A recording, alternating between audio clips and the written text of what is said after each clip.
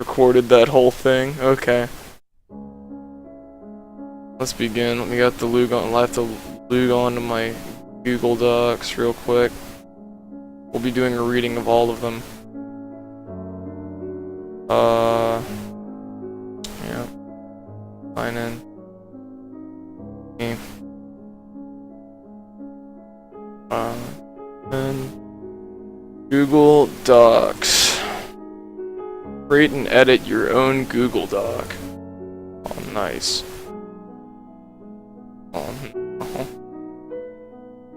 Oh, the angry life of Bev. Alright, we'll be doing a very serious reading here.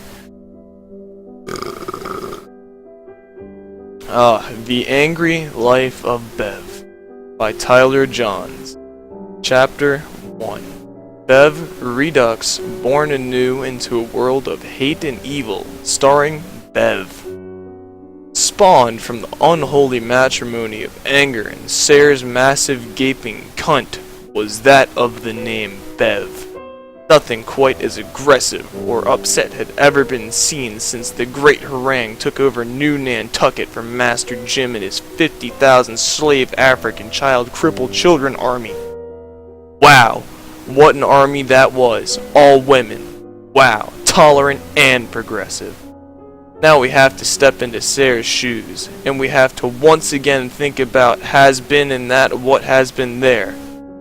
Bev was always an angry creature, when foisted out from the crucible of early life in which it was tested through fire and harassment from other male counterparts. Bev came out of young adultation life an angry beast. Bev, through her early life, was kept afloat by one thing and one thing only, hatred of me, the author, Tyler T. Johnson Johnsack. Though I was not thrown out of my father's vast deference quite yet, she still hated the thought of someone as obnoxious and disruptive to her film class as me, Tyler Johns, who is in her 7th period class and sits 2 seats behind the alien-looking kid. Chapter 2. That of which has been and should be redacted to its base form because it is causing a great disturbance in the natural harmony that is seen in the homogeneous society such as is seen before, that of which was the multicultural influx around 12 million migrants into Lower and Upper Europa alike. Now before we get into what just might be the most important part of this paper, we must first examine that of what is of the temperament of what it takes to govern a film class effectively. You have to wield an fist of iron and steal cobalt material and let no one be able to have any fun even though your class is actually just a film class at the end of the day and everyone is just retarded. I swear to God, it's really making me numb, especially that really obnoxious and short Italian kid with the messed up forearms. Now for Bev, this came naturally, as in that she could govern a room full of rowdy, non-complacent children who don't respect you because they are in a film class. Now Bev had always had a knack for humor, and let me tell you, there weren't nobody, not buddy, funnier than Bev. Well, I can recall this one instance just the other day, where Bev was rambling, hold on, water break.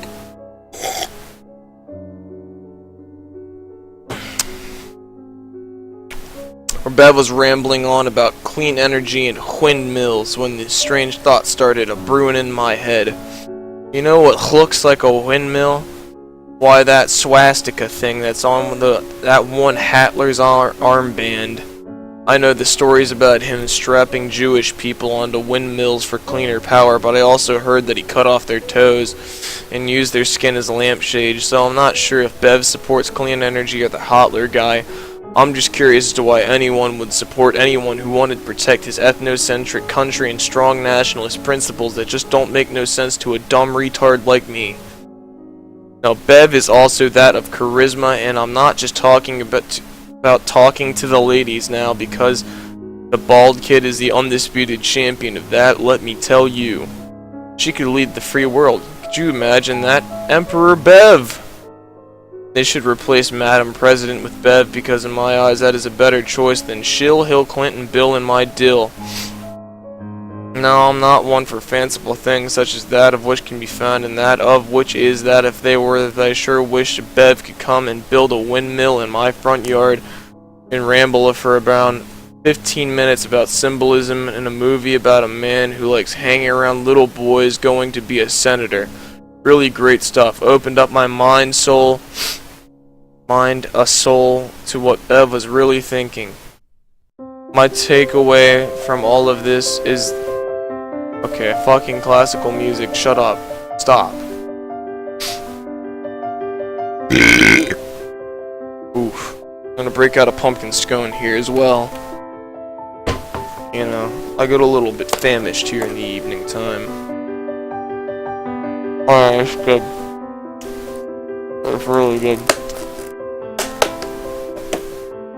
Continue. Where was I?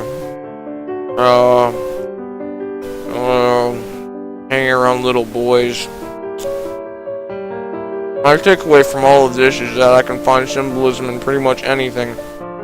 Wow. No, I think there's the most part thanks to a Bev such as wonderful as Bev. Wow. Well, Bev does put the occasional good movie.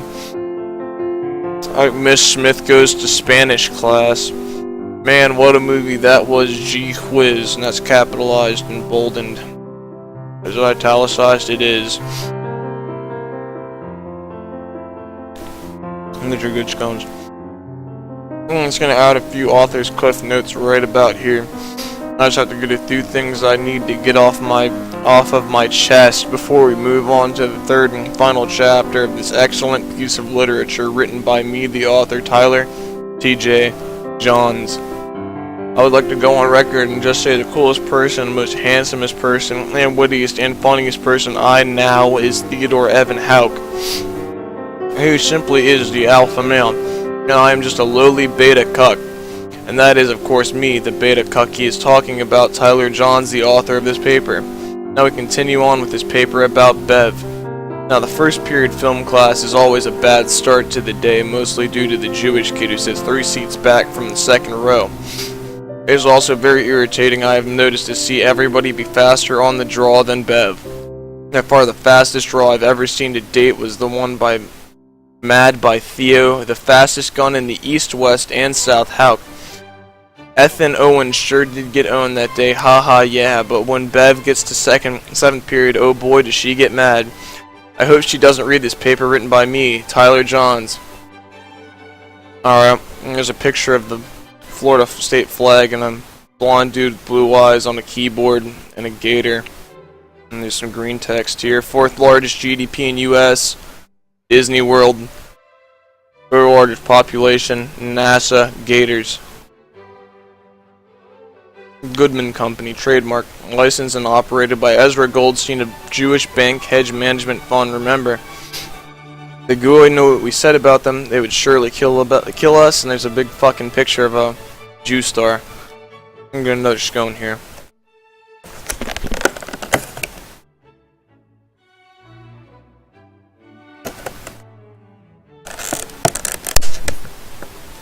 Good song.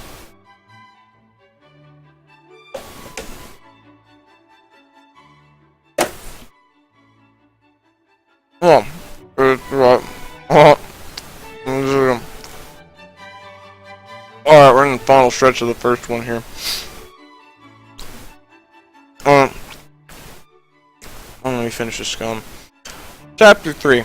Bev gets reckoned by the mightiest force in all of the land. Now, I'm not one for telling stories, but this is one to tell, and this is one to be told of all time for telling. Oh yeah, this is it. Now what happens when the unstoppable force meets M-E-A-T-S, the immovable object? Nothing. Ha. That's real funny and quirky. I bet you, the reader, you imbecile, didn't see that one coming. Ha. You are too T.O. short-sighted to recognize the fact I just rused you hard. You took the bait, you stupid goyim. Anyways, Bev was standing in class giving a lecture about respect for Israel and how about the greater state of Israel is good. All of a sudden, the Savior walked the door. And yes, it was him. Pressed on, hit, frick. Lisp and fag all there in the flesh. No one could believe it. Not even Bev. Wow, said an amazed Drew Goodman as he went to feel Preston's big manly man muscles. Preston had a quick round of man pound with the Drew and then resumed the task at hand. He challenged Bev to a quick draw duel, the quickest draw to end them all. They walked out into the railing side courtyard with the opposite side on either end. It was quiet, and the whole school was watching over the closed-circuit television provided by Comcast, trademark. I don't exactly remember what I saw that day because I didn't see much, but what I did see I do remember quite vividly. That I saw was Prestotonen Hedwick, draw to fastest draw that has ever been driven in my lifetime. Even surpassed the Italian kid's forearms that are now separated from his body for some reason's record of a .8 light-year draw. Well, you could certainly say that Bev met match that day because the Old West was of the change forever, but you'll have to conclude the story because Preston won and they had gay interracial butt sex with Tony. The end.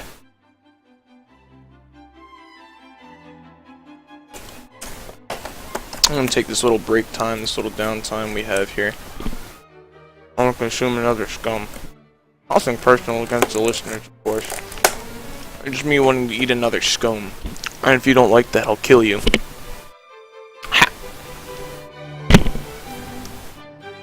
Bum bum bum bum bum bum. Penis. Bum bum. Oh.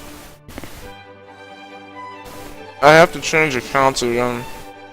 Because I'm retarded and wrote the other one on the other account like a retard. Well, that surprises nobody. Fuck off. Alright. I'm gonna go to Google Docs. Alright, so where we go here. Okay. Okay. This is the second piece in them. Well, I assume most of the listeners out there have already heard the third piece written by Drew Goodman. So we'll just skip that one. We'll get straight on the second piece, and I'll bring the third piece to you once it gets written by Tyler. Okay. Let me get a drink of...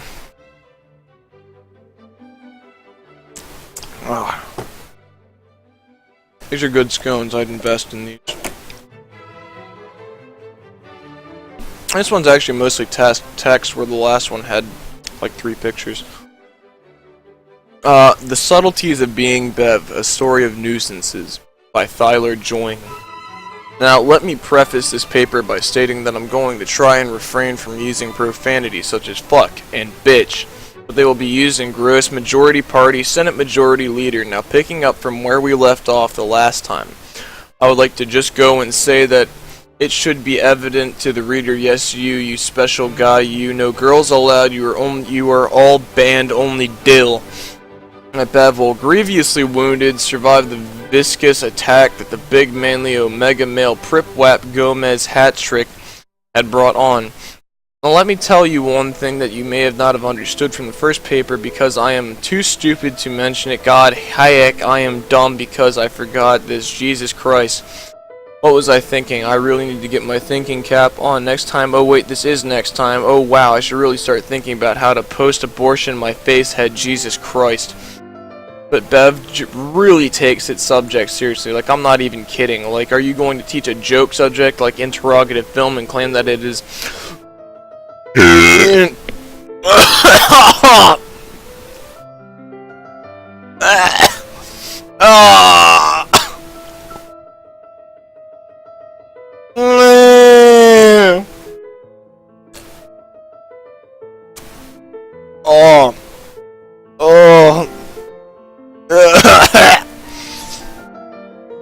How does that even happen? All I smell is throw up. How do you rocket throw up out of your throat into like the back of your fucking nose? Oh, it smells so bad.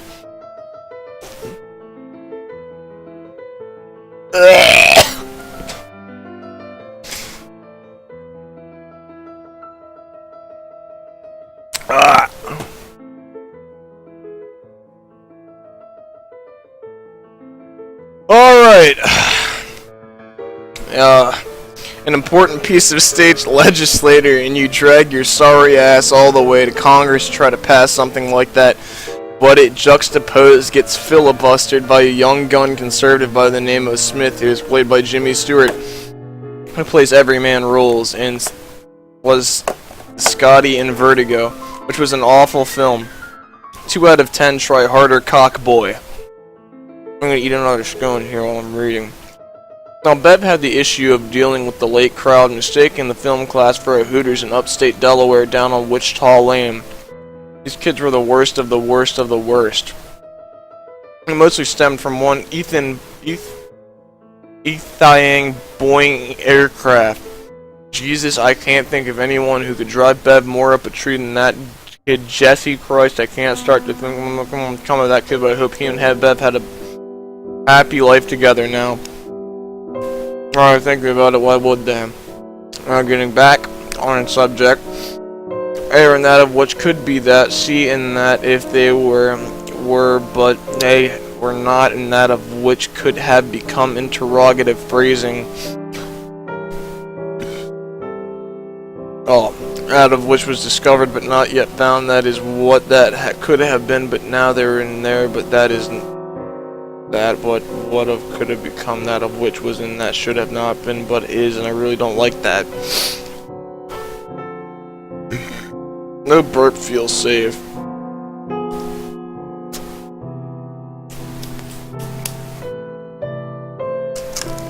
10 scones left for whoever wants one.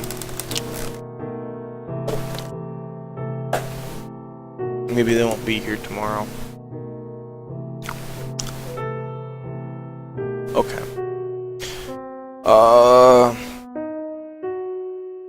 Now I realize Bev has it rough, seeing as though she has to govern a province and has to deal with crippling wounds to the head and neck regions, but Jesus Christ, don't just threaten kids that had absolutely no effect and just makes you look like a limp-wristed cuck. Now, Bev was teaching a lesson from her mobility scooter about Alfred Cockforhand's dick ass, and all of a sudden my favorite teacher burst into the room. That's right, out of the blue stood Turbo Time, Lightning McQueen, Talking Time Play Buddy, that taught me how to tie my shoes. Trademark. See what I did there, reader? I put in a line so fucking retarded that not even I thought it was funny, which means the fucking line sucked major dill ass.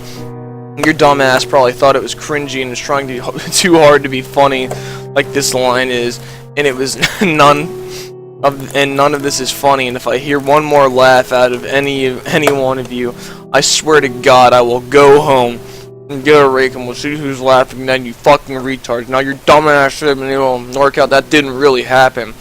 And what really did happen was, in fact, my greatest ally, representing the greater state of his cereal, walked in to retrieve something stolen from him. His apple. Remember that Bible story about the dumb bitch that went and ate the apple and fucked the entire world over because she was a dumb airheaded cunt? Yeah, like that, only he was a guy and he needed his tight little dirty boy asshole pounded and pounded good. Oh, I'm kind of stuck away from them, so I think I'll move it. So we're gonna do the home improvement grunt instead.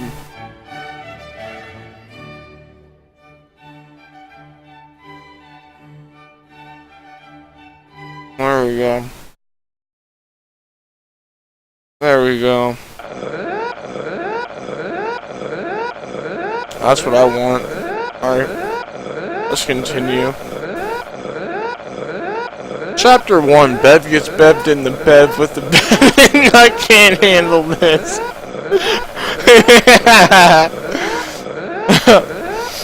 Bev gets bevved in the bev with Bev in the rear flanking around to destroy and eliminate. I'm not laughing at the paper, I'm laughing at the home improvement noise.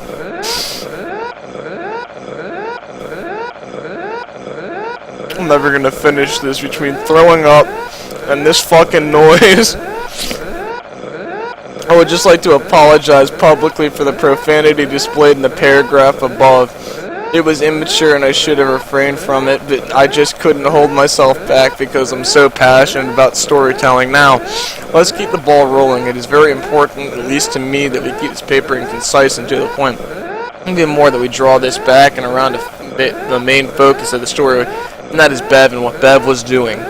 Now, while Bev was teaching the class about the also important subject of film, she heard one voice ring out above the noise and the waves of annoying voices.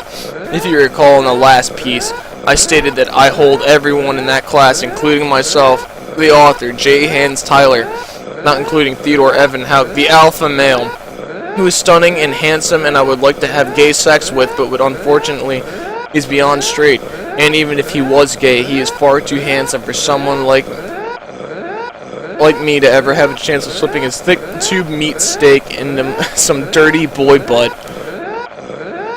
A voice that Bev heard was none other than my male high school hero.